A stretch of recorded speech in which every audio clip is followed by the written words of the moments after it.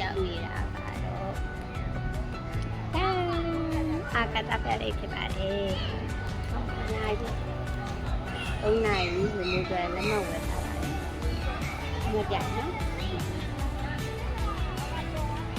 လက်မှတ်က2မျိုးရှိပါတယ်။12နှစ်ထက်နဲ့12နှစ်အောက်ဆိုပြီးတော့နော်။12နှစ်အထက်ကတော့1500ပေးရပါတယ်။3နိုင်ဝင်နေချိန်ကဒီလာနေတိုင်းပိတ်ပါတယ်။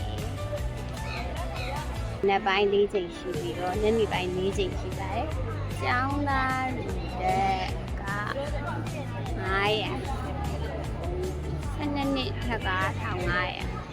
12နှစ်အောက်က1000ရှိတာအင်္ဂါနေ့ကနေဒီနေ့မျိုးတွေဖြစ်နေတယ်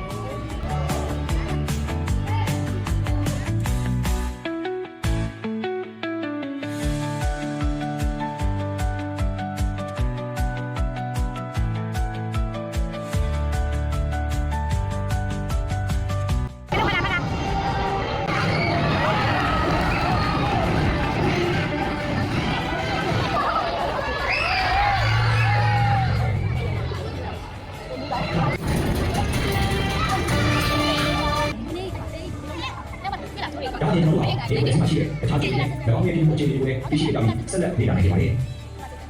ဒါနဲ့တဲ့တဲ့ကြောင့်လေ့လာခဲ့ကြပြီးကျိုးရဲ့ဒီမှာတဲ့ကိုရဲ့အရေးပါတဲ့ခက်ခဲတာကိုသိရှိတယ်။နောက်ဆုံးချက်အနေနဲ့ကျွန်တော်ရဲ့ဆရာတော်ဒီကနေ့ရဲ့အခြေအနေပြန်ကားထွက်နေကြောင်းသိရှိရပြီးဘာကြောင့်ဖြစ်လဲဆိုတဲ့အကြောင်းအရင်းကိုတော့ဒီဘက်အားပဲလေ့လာကြရပါတယ်။